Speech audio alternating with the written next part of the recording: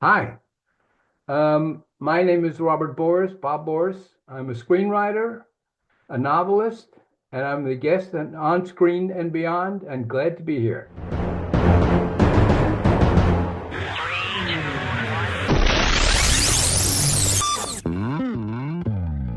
On Screen and Beyond, an inside look into the entertainment world featuring interviews with people from the movie, TV, and music industry, news on upcoming TV and DVD releases, and the rumor mill.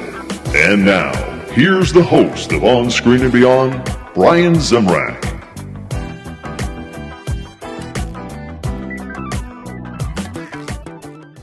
Well, thanks for joining me for another episode of On Screen and Beyond. This is episode 732, and this is the show that brings you a celebrity guest each week from the movie, TV, or music industry, as well as keeping you updated on what is coming your way as far as remakes, sequels, and prequels, upcoming new movies, TV, and DVD releases, and the rumor mill. This week on Screen and Beyond, our guest is Robert Boris. Now, he's the man behind the hit movie Air Force One. Harrison Ford, if you remember that. And he's got all kinds of other credits. He also wrote Dr. Detroit with Dan Akroyd, among others. He did some cleanup work on some other films and everything else. So we got a lot of things to talk about. He has fascinating stories to share with us, as well as news of his new novel, Black Sun. Sounds like a great thriller. Be sure to check that out. Get ready for Robert Boris. He's coming up in a few minutes right here on Screen and Beyond. I'm your host, Brian Zemrak, and if you didn't catch last week's On Screen and Beyond, be sure to check it out. Stephanie Powers of Heart to Heart, The Girl from U.N.C.L.E., and so much more was our guest, and she was a lot of fun to hear. So a lot of people are listening to that, watching it, depending on what you're doing, where you're getting this, and it's just a lot of fun to have her here. And I hope your week went well. Since the last time we met, and I've been watching old TV episodes of Dark Shadows. Okay. My goal is to turn around and watch the entire series. Now, that's going to take a long time because, of course, that was a soap opera. So it was a daily show.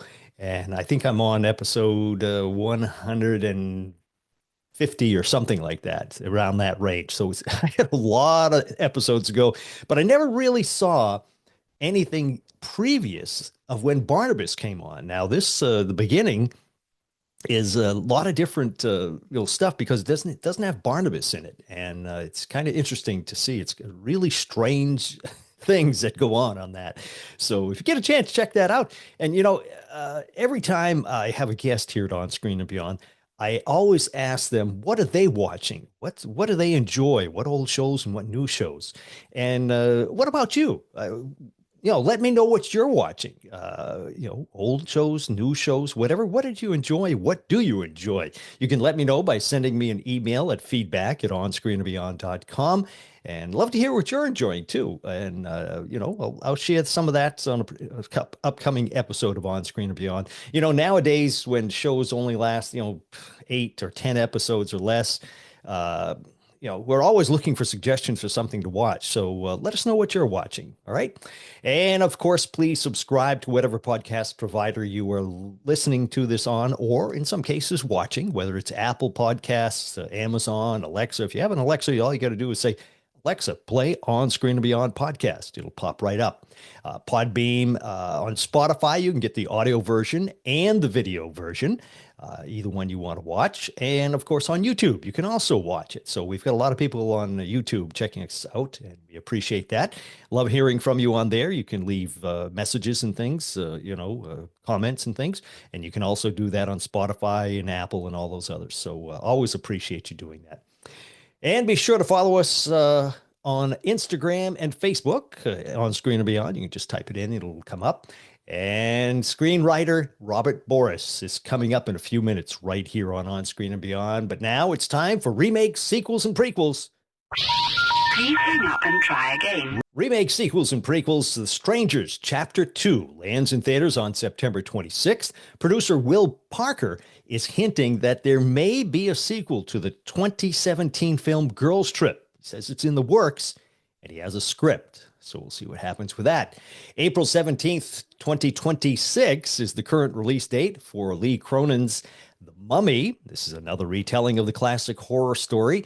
And it looks like word is out for another possible Texas Chainsaw Massacre with Leatherface once again. Maybe coming our way. So stand by. We'll keep you informed if that does happen. And on November 14th, that's the date of the sequel, Now You See Me 3. And that's it for remakes, sequels, and prequels. Coming up next on Screen and Beyond, upcoming new movies. Upcoming new movies, April 11th, the thriller Drop creeps into theaters. Also on April 11th, a new documentary called 1-to-1, John and Yoko. It's directed by Kevin McDonald. And Nicolas Cage keeps coming our way. He stars in The Surfer. It's catching the wave into theaters on May 2nd. And that is it for upcoming new movies. Next on Screen and Beyond, movies and TV on DVD and streaming.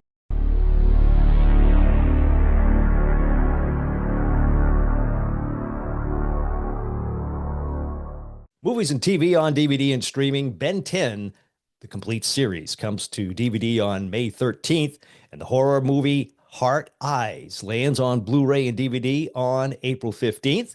April 1st, Superman and Lois, the complete series on Blu-ray, flies into stores and online. Also on April 1st, look for Mark Wahlberg in Flight Risk on Blu-ray. And the 1984 film Purple Rain with Prince hit Blu-ray on April 25th. And that is it for movies and TV on DVD and streaming. Coming up next on Screen and Beyond, it's TV and entertainment time.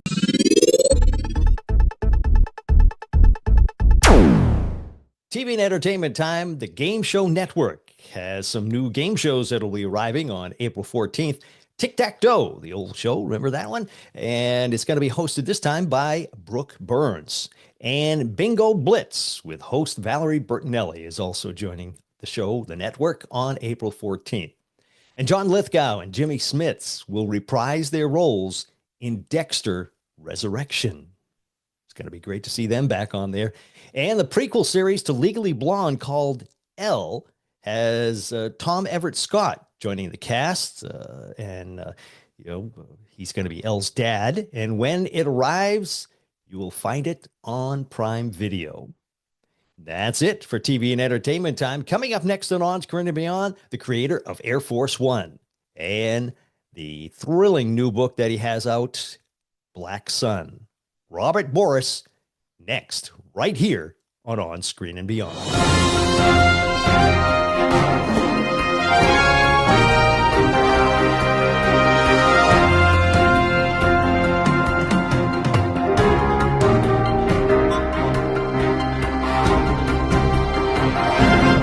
Today on Screen and Beyond, our guest takes us into the world of screenwriting.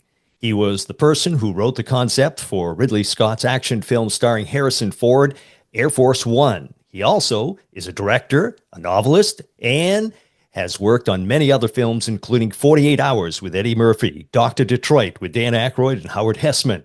His latest work is a thrilling novel called Black Sun. It's Robert Boris. Robert, welcome to On Screen and Beyond.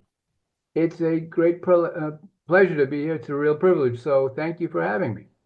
Now, Robert, there's so many directions we can go with this.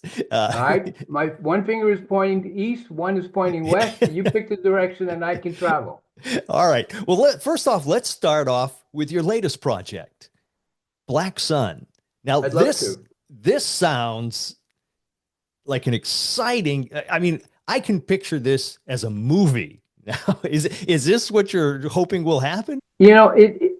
It's well, first of all, my training and my experience is as a screenwriter. Mm-hmm. I started out, I'm a very fortunate kid, and I started out as a screenwriter, and I was really lucky. And I think my attitude was coming fresh out of the womb. The first thing I grabbed for was a pencil, not my mother's hand. So I was interested in creating from the very beginning. My earliest days, I had a troubled childhood. I was in a reform school. I got all kinds of problems as a kid. But my biggest thing was, and in a lot of ways, I kind of mirrored the experiences of Cameron and Spielberg and Scorsese and all the greats. I cut school all the time to go to the movies. And so I was in love with movies from as early as I can remember. And I had a wonderful little theater in my old neighborhood in Washington Heights in New York City that I used to go to a movie theater, and they showed old movies that were on TV. It was like, there were first run houses and there were second run houses, and I think this probably was a 25th run house. Because if it was on TV last night, it was probably playing in that theater the next day. And it was great to see like great old classics, and I loved things like A Walk in the Sun, which is a great World War II drama, and to see it, on TV with commercials, and then to see it in the big screen in the theater, it was magic to me, and I recognized the difference right away. So I got into trouble as a kid. I knew I wanted to write movies. I got taken into a reform school. This is a long way of saying what I ultimately did was I knew that I could never get into college because I had such a troubled and checkered past. And so I took a shot at one place. I was in a halfway house living in New York, not with my family, but I was basically taken from a reform school and put into a halfway house in the city. And I took one shot at college. There's a place called Carnegie Tech, or now it's Carnegie Mellon. And it was the best undergraduate drama school in the country. And I thought if I could get into any place, it would have to be a school that specialized in drama and hopefully playwriting. So I applied for it. I did an audition. I submitted a couple of plays. And miracle of miracles, I got accepted into college. And even better, I got a full scholarship. So I was set on what I wanted to do, which was right. I ultimately, when I did my time in college, when I got out of it, I got a job in movie advertising in New York City. So I got to go to the movies every day and watch a movie and then write ads for it and trailers and things like that. So I was always around movies all my life. And sometime I'll tell you the story that I actually think Clint Eastwood owes his career to me because of what I did with one of his movies. And so, I finally left. I got into advertising, and I finally left to write something. And I ended up taking a trip on a motorcycle, and I wrote a screenplay called Electric Light and Blue.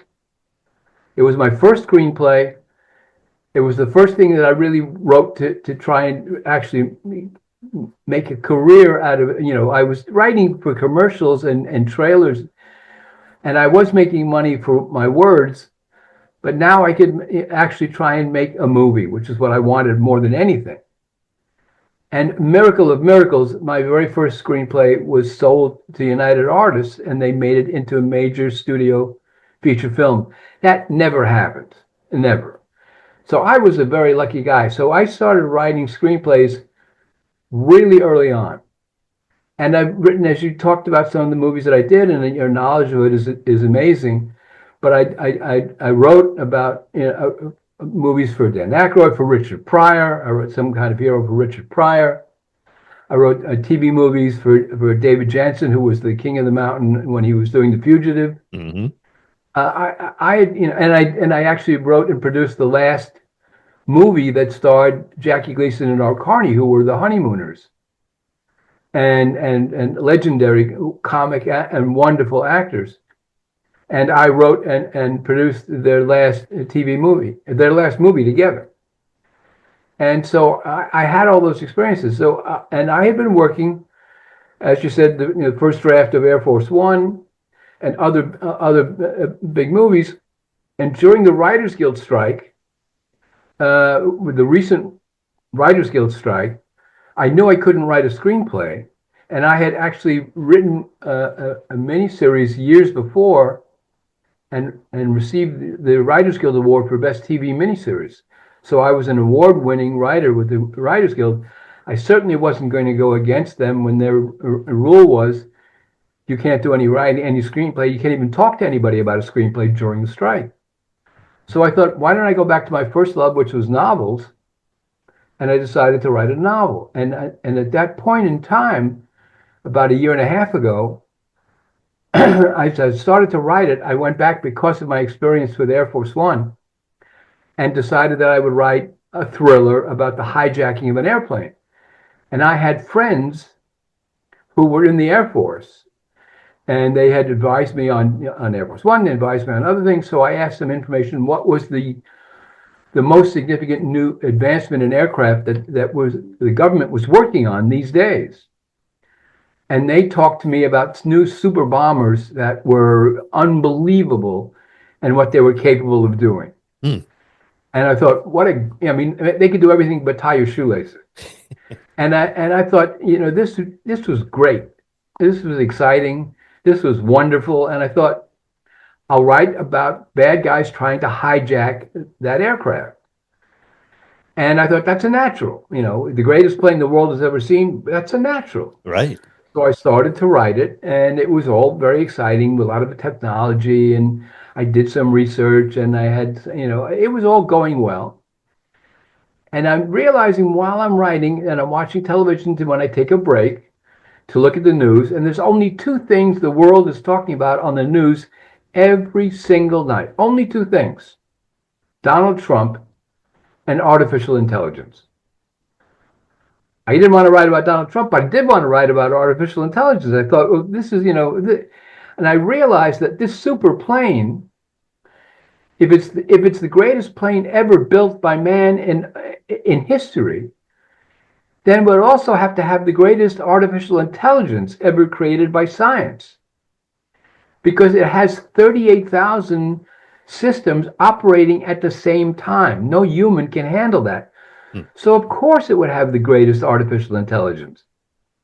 So I did a little research, and I decided that the artificial intelligence could become a kind of character, and that when my hero, which was a human, it was in charge of security, as an ex-Navy SEAL who was in charge of security for the plane, when he tries to defeat the bad guys on the plane during its shakedown cruise, he's helped and aided by the artificial intelligence on board. So together, they both beat the bad guys, basically. And I suddenly said, wow, that's great. But it's about page 55. Where do I go now? I've just beaten the bad guys. So my human hero and my artificial intelligence hero basically both beat the bad guys. Now where do I go? And I suddenly started to realize that the artificial intelligence would have a built-in protocol, how it was designed. And that would, of course, be the plane has one basic reason. I mean, the AI has one basic reason for existing. They realized that the plane has got to be protected at all costs. And the artificial intelligence says after everything is secure and the plane is fine, he says, the one thing this hijacking has taught me is that humans are incapable of protecting this aircraft. The only one who can protect it is me. So I'm taking control of all the systems, all the flying, all the weapons, and I will protect this aircraft at all costs. The Pentagon, because it's a $12 billion, experiment with this airplane, and there are VIPs on board for the test flight, including the President of the United States, they sent up a couple of our highest advanced F-22 Raptors to check on the plane and find out what the hell is going on. And the onboard intelligence, who I nicknamed Adam, the onboard intelligence reads these F-22s, our own planes, reads them as hostile. And it is so the systems are so great on this plane, it quickly blows the F-22 Raptors out of the sky. So all of a sudden, the plane run by this artificial intelligence is now a threat to the entire world because there's nothing that can stop it. It has an onboard intelligence AI that can reach out to any bit of information it needs and talk to every computer on the face of the earth in a nanosecond. So therefore, it represents the greatest threat this world has ever faced because it can't be stopped. And I knew I had a new story. Yeah. And that's how I created Black Sun.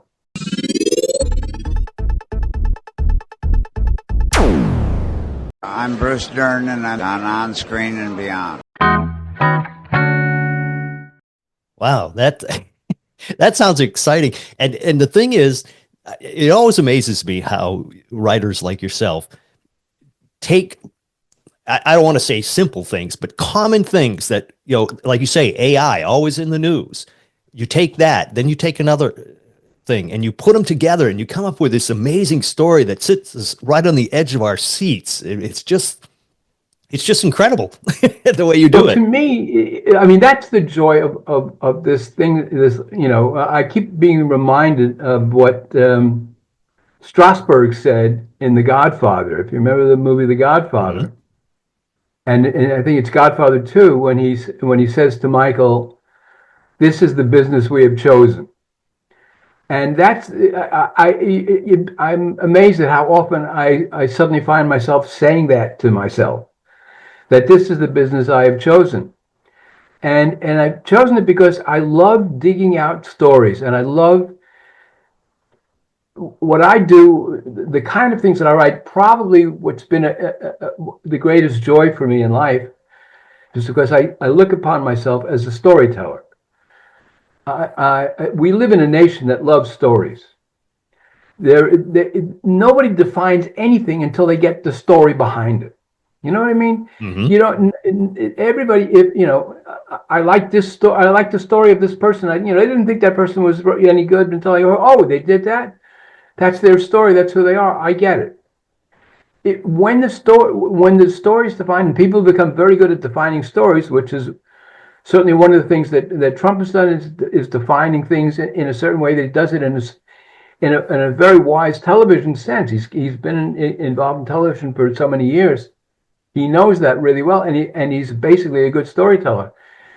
That's what happens in this country. We love a great storyteller, and so that's what I love doing, is telling stories. And the thrill for me has always been, in my industry, in the movie world, when somebody achieves a certain kind of success, you will find that, especially writers, you'll find that they keep going back to that genre again and again, because that's what the industry wants from them. Oh, you do the best Westerns ever? You give me another one. And give me another one. Give me another one. You do the best, spy thrillers ever? Give me more Bourne movies. Give me more James Bond. Give me more. You get into a genre. I love telling stories from the broad humor of a thing like Dr. Detroit, which I loved with Dan Akroyd and had great fun writing, and the villain was a character they called Mother, and she was a pimp, and so so from the broad comedy of Dr. Detroit, I'm also the same guy who went off and wrote a miniseries called Blood Feud, mm-hmm. about the Kennedy administration and Bobby Kennedy and his war on organized crime, which I researched. I went to Washington and I dug out the story because I cared so deeply about it. And so I would go, I love learning new things, and I love researching new things. So that's the joy of writing to me, is to take these common things, and as you very wisely said, you take these things that you think you are familiar with, and you think you know what they're all about. And then you spend the time to dig into them. And I always am surprised as I start to research these things, whatever it is I'm getting into, you start to do the research and you learn things you didn't know before. And mm-hmm. And there's nothing more. I don't think that there's a lot that's more exciting than uncovering new facts and new stories that makes you understand something even better than you did before. And I love, digging out a story and saying to yourself that sometimes you go like, I didn't know that. Yeah. Yeah. I don't mean to digress at all. I don't. But at one point, I remember this really clearly because I think this may be my next novel. I'm not sure what my next novel is going to be yet. And I don't mean to jump into anything new. But I get a sense that we can do a little bit of freewheeling here. What I was very fascinated as a kid growing up, and I will say this, not that not that it makes me special, because I think anybody who was in film feels the same way. I know Spielberg and Scorsese and all of them, Cameron, never. We're all probably in the business because of Orson Welles. We all probably decided, oh, movies are for me because of Citizen Kane. Mm-hmm. Citizen Kane, that Orson Welles did at the age of 23, it changed the knowledge and the language of film forever. I mean, he really was that advanced with what he created. And so it was very significant to me. And I was always fascinated by Orson. I loved him as an actor. I loved him as a performer. I loved him, whatever he did. But of course, I was, totally blown away by Citizen Kane. But I always was, as I grew up, I became fascinated by the fact that here's a guy that in November of 1941, he was the king of the world. Citizen Kane had been nominated for 9 Oscars. No one film had ever had that experience before. He himself was nominated for, I think, about 6 or 7. So, and no one individual had ever had that happen before in Hollywood. So he was, he was the Beatles and the Rolling Stones and Marilyn Monroe and Humphrey Bogart all rolled into one. This was the biggest guy in the world, and so I was fascinated by Orson Welles. So how was a guy who was on top of the world in November, towards the end of 1941, suddenly, 6 months later, he can't get a job, and he doesn't get to direct? What happened? What destroyed his life? So I went to Brazil on my own dime, and I went to do research to find out, because I know that what happened was everything changed after his trip to Brazil in the early 1942, after the war had started. And so I dug a story out about what happened to Orson Welles, in which I ended up trying to write a screenplay, and then I'm considering a novel, which I call The Murder of Orson Welles, because he may have died in 1985, but I'm convinced that he was murdered in Brazil in 1942. So so the idea of digging out a story is what it's all about to me. And when it came to Black Sun, which is something that I adore, as I began to really start to get into that new story and reach and research something new, I suddenly realized it just hit me all at once. Like what came into my mind was I wrote it down so I could tell you, because I remember this is exactly the thought that drove me to write the book. The most advanced AI unit ever created by science seizes the deadliest warplane ever built by man, then threatens the entire world and the future of mankind. Black Sun is a non-stop, relentless action thriller. I want it to be a page-turner that grips with icy fingers that won't let go. It's a white-knuckle ride into a pure hell that reveals the most important question of our time, as man finally created the Frankenstein monster of his own undoing. Have we created our own doomsday? I thought that was a way of doing a terrific nonstop thriller, like a movie, with a lot of cliffhangers and pitfalls and twists and turns that always keep you guessing. Make it a global issue so that it goes all over the world. And then at the core of it, besides it being an exciting thrill ride, have a deeper message in it, and a deeper question that it asks: are we the link between contemporary man and the future, which could be the Terminator world of tomorrow? Are we heading towards the Terminator world right now, as you and I speak? And that's what I address in this book. Can we stop artificial intelligence from becoming the dominant species in our world unless we put some controls on it now? Yeah, it is scary. Scientists, and it's scary, and so it's an important issue. So I thought I had a novel that hit both targets. An action thriller but also was something to talk about where our society is heading. Yeah. I mean, that's amazing the way you bound it all together like that. Hi, this is Mike Farrell. You're listening to On Screen and Beyond.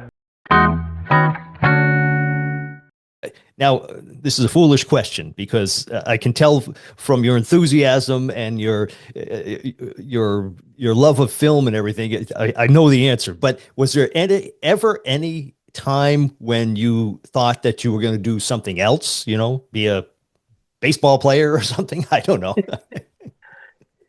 You know, to be perfectly honest, I don't think so. I think I always knew what I wanted to do, even when I was a kid in the early days of school. I remember in New York, when I was still, it was in junior high school. There was a citywide contest for the best poetry, and there was a book that they put out once a year called the Anthology of New York's high school, junior and high school poetry. And I entered that contest, and I was one of the winners. And they printed the poem that I wrote. So I was always, I think, always knew that I was going to make my living, whatever that was going to be. I was going to make it with words. I tried poetry. There's no money in poetry, so it wasn't much of a living that I could do. I did not see myself as being a kind of Lawrence Ferlinghetti poet, you know, on the edge of society when I was young. So I never went into poetry at any great length. I got into movie advertising after college. I tried to write plays. Even as a kid, when I was in the Halfway House in New York, I was a very fortunate kid. I got to become involved. I don't know how well you know New York theater at all, if you do. But I was the halfway house that I was living in that the state put me into was in Greenwich Village in New York. So I was living in the middle of the village in those glory days of the village, early days of the Fillmore East and things like that. And I was looking for work to kind of like, you were allowed to have a job. You were at the halfway house. You had to go to school. And if you needed a little extra cash to do things, they allowed you to take a job, a part-time job, as long as you did your homework and did all right in school. So I kept looking for work, and I found something at a small theater in the village, which is called the Living Theater, which ultimately became a kind of legendary off-Broadway theater. They did incredible plays, very avant-garde, very different, very exciting, some dangerous. And I was there as part of that world, and a bunch of their plays had won Pulitzer Prizes. That they had amazing writers, and they did amazing work. And I got to see those plays being put together when I was very young. They had a children's workshop on the weekends, and where they put up on children's plays. And I actually wrote a one-act play that the Living Theater produced and played for kids on the weekend. So I got into that very early. So I went from poetry to playwriting, and then from playwriting, realizing how hard that was to get into that business. I knew that I still wanted to write, and then the next thing I wanted to do was go into advertising. After I got back, I did movie advertising first, and whenever you want, I'll tell you the story about Clint Eastwood.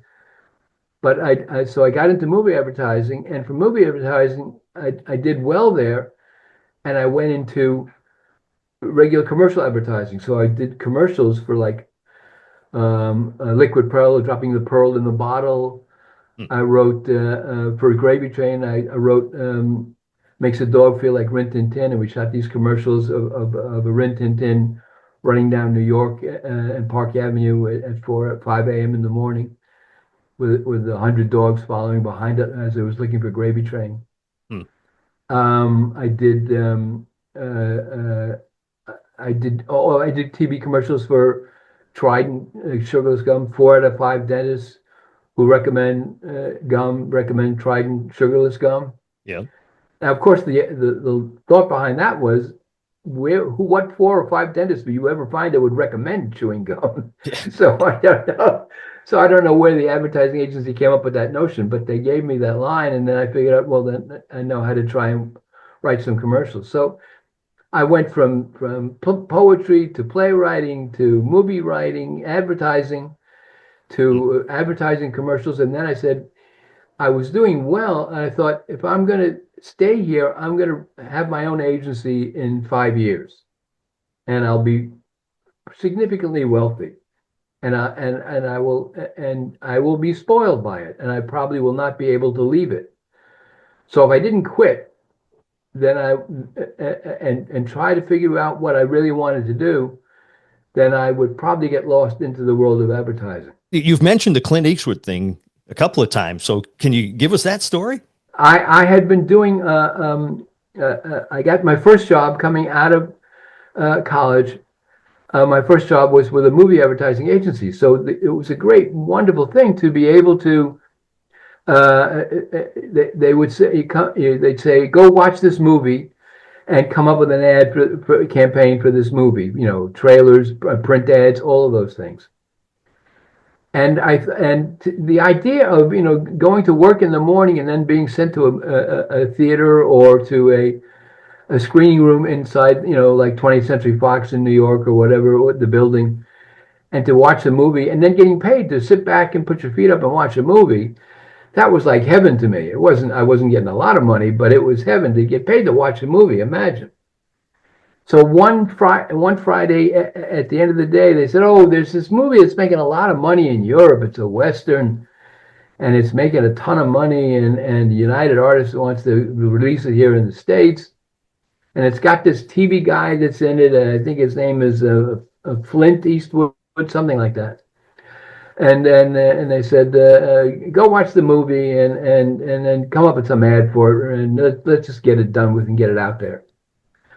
So on the Monday morning, I went to the basement of the United Artists building in New York. I went to the movie theater. There was nobody else. It was just me alone. I sat down, I put my feet up, I had some coffee and a donut or something like that. And the movie began to unspool.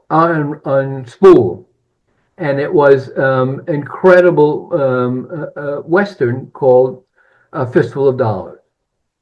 And I was blown away by the imagery, by the characters, by the story. It was just breathtaking. Being a guy that loved movies, I knew that there was a great Japanese film called Yojimbo, directed by one of the great cinema artists of all time, Akira Kurosawa. And it starred maybe the greatest natural film actor of all time, was a wonderful Japanese actor, Toshiro Mifune. But I knew that movie inside and out. I was in love. I was one of the few young kids who didn't mind going to a foreign film with subtitles. So I loved Yojimbo. I thought Yojimbo was dazzling. And I sitting there watching this movie, and I realized that A Fistful of Dollars was in fact Yojimbo. And the great director Kurosawa had once said, what he wanted to make when he did Yojimbo, what he wanted to make was an Eastern Western. So I'm sitting there and I'm watching Clint doing this movie, which was basically a retelling of Yojimbo. And I'm saying, so this guy Sergio Leone, this director, he decided he was going to do a Western Eastern. So he made Fistful of Dollars. So I'm sitting there and I was totally blown away. So I went back to the office and I said, this isn't just another Western that you're going to throw out on the streets. By the way, the guy's name isn't Flint, it's Clint. And he was on a show called Rawhide. And I said, you can't just throw this movie out there, because all Westerns in those days were basically the same thing in the same ads, unless they were superstars in it. And it was like, more guns, more gold, more shooting, more Indians, and more cleavage than you can shake a stick at. It's 40 rounds of gunfire in every scene. That's the way you wrote the ads for those movies. And I said, you can't treat this movie like that. And they said, and I fought with them, and they said, all right, go write what you want and let me see. So I went down with an art director and I said, we got to treat this like it's something different. So let's treat it like it's an art movie, not like it's just another, lousy Western, but it's an art movie. So we took Clint and where he was smoking his cigar and had this big serape that he was wearing. And I decided to write in not just a few 2 or 3 words, which was normal for a Western. I wrote like a 20, 30, 40 words, a ton of purple prose.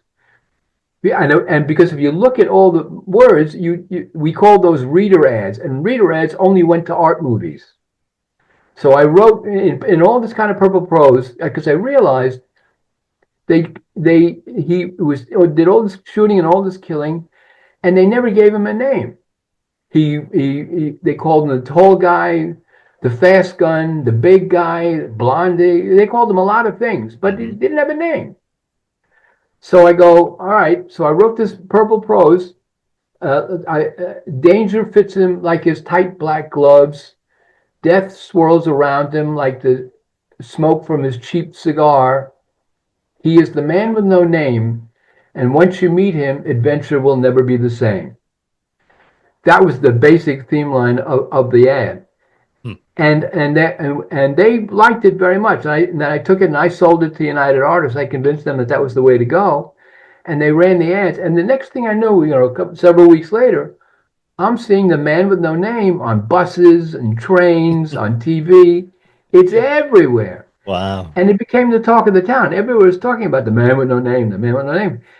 And they even carried it on with the subsequent movies. They, for a few dollars more, became The Man with No Name is Back, and then even when they did The Good, the Bad, and the Ugly, they said The Man with No Name is here again. So I had created something, and I facetiously and laughingly say that Clint, owes his entire career to me, and at one day I'm going to go and ask him for 10% of everything he's ever made because he wouldn't be there if it wasn't for me. But that was my teasing story of what happened, but that was how significant and how powerful that film was. Wow. Yeah, that's incredible. And that's why, and that's why I keep writing, and that's why I sat down to write Black Sun as a novel first. I'm hoping that one day it will be a film, and I created a website, but you don't mind me mentioning it. Oh yeah, let's go because ahead. one of the things I want to do is give back to writers. I want to be a mentor, an aid, and help writers with what I've learned after all my years of writing all these kinds of stories. So I have a website which I call Hollyword, not Hollywood, but hollywordmedia.com. Mm-hmm. And it's where where I'm going to have people that are joining us. They can talk about their novels. We can interact with other writers. And I will help them with all the services that writing groups can provide, and help to try and give back to people. I won't be able to make all the writers around the world who are out there and who listen to you. I can't make them great writers, but I know I can make them better than the writer they are right now. Yeah, I'm sure you can. With my experience in giving back and helping to guide them as they go on and work on the projects that they need to work on, and type the magic 6 letters, THEEND. Well, Robert, so I want to finish up. People should be looking for Black Sun. Where is it available? Everywhere. Go to Amazon. You can go to my website and you can and see about Black Sun. You can go to Amazon or Barnes and Noble, all the basic places where books are sold online, and it is in a hardcover and a softcover, and Kindle and ebooks and all of that. And hopefully soon we'll be working on an audiobook version of it. And I feel it's a powerful story. It is a story for our time. Kirkus Reviews loved it, and they talked about that it's not only a terrific thriller, but it is an important discussion of issues that really confront the world at this moment. So they see it on both levels, which is something I hope that people would do, is to see it not only as a thriller, but I talk about what a threat that is to our world, and I hope to provide some answers. Yeah. Well, Robert, I thank you so much for taking the time to take us on screen and beyond with your story. Thank you. It's been great to talk to you. I appreciate the privilege, and And I love the chance to be able to talk. And anytime you want to talk about Hollywood and movies and other things that people and other writers that are going to be on our website and talking about their works, anytime you want to discuss it, I'd be glad to do that and be helpful so that we can help more people around the world become storytellers.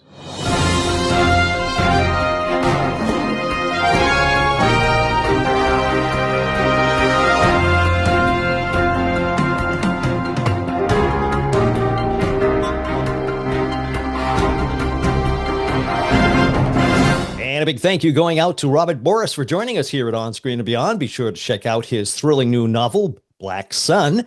And I hope you enjoyed that interview. And be sure to let me know what TV show and movies you are watching by sending me an email at feedback@onscreenandbeyond.com. You can also leave, on YouTube or Spotify, you can leave comments there, and then I'll get those too. But the fastest and easiest way is sending it to email at feedback@onscreenandbeyond.com. I always check that more often. And we can share some of those suggestions with everybody because we're always looking for something good to watch. And be sure to subscribe on YouTube, Spotify, Apple Podcasts, wherever you get your podcasts, or be sure to tell a friend. That's going to help them out too. They'll enjoy some of these shows. We have over 730, 32 actually, episodes of On Screen and Beyond with some great guests. Be sure to check those out. And I'm sure they'll find somebody they'll enjoy hearing talk about their career, their books, their movies, their music, whatever. It's all there. You can check us out at onscreenandbeyond.com also. And you got all the different things there that you can look at. And, listen to them share their stories and projects with us each week right here on Screen and Beyond. That's it. That's a wrap for this episode of On Screen and Beyond. So until next time, when we once again take you on screen and beyond, I'm Brian Zemrak. Take care.